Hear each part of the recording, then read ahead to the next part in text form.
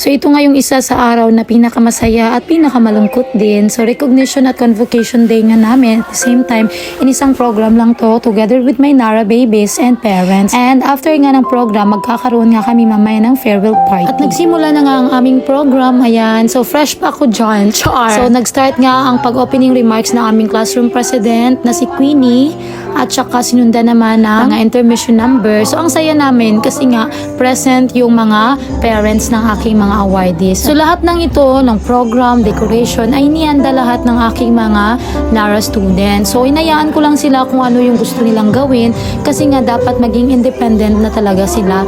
Hindi na kailangan ako pa lahat. So inayaan ko lang kung ano lang yung kaya nila. Okay na yun. So tingnan nyo naman, ang ganda. Nakaprepare pa sila ng kanilang dance intermission. At nagumpisa na nga ang aming awarding. So nauna kami sa convocation program. Bali since dalawa ito, ina-award ko muna yung convocation tapos sinundan naman ng recognition. O, diba? Ang saya lang. So, ayan, another intermission naman. Ang dami palang inihanda ng aking mga officers at saka aking mga students. Kalain mo yun?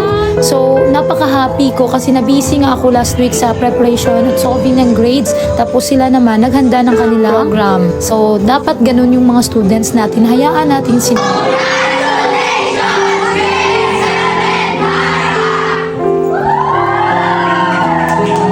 Pagkatapos nga ng aming program, abay, nagiyakan silang lahat. My goodness, char. So, itong mga batang to, love na love kasi nila si Teacher Ray. Ayan. So, habang busy ako nga sa pamimigay ng kanilang cards, yung iba nag-iyakan na. Sobrang close ko kasi nito sa kanila kahit parati ako nagagalit. At of course, sumisigaw. Pero, ganyan pa rin kami ka-close sa isa't isa. So, mahal na mahal ko itong mga batang to. Sana nga, pagdating nila ng grade 8, hindi nila ako makalimutan. Kasi yung memories na meron kami ngayon ay mother and child. Kasi tinuring ko talaga to silang mga anak ko. Na anak ko talaga at love na love ko tong lahat ng mga batang to. So, ang hangad ko lang sa kanila na sana makapagtapos sila ng kanilang pag-aaral at hindi nila ako makalimutan. So, class, thank you at love na love ko talaga kayong lahat. At ayan, patuloy pa rin sila ng pag-iyak habang namimigay ako ng card.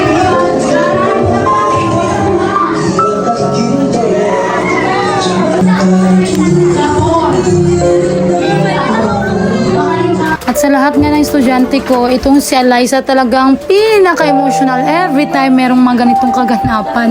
Grabe yung umiyak. Ay, napaka-emotional niya talaga. Ay, mamimiss ko tong batang to kasi napakabait nito at saka matalino rin. Ay,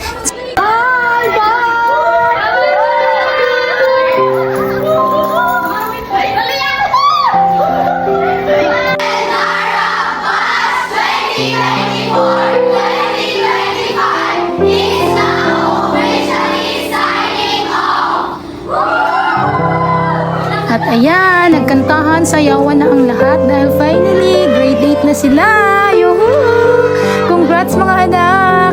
Namimiss ko kayong lahat. I love you all!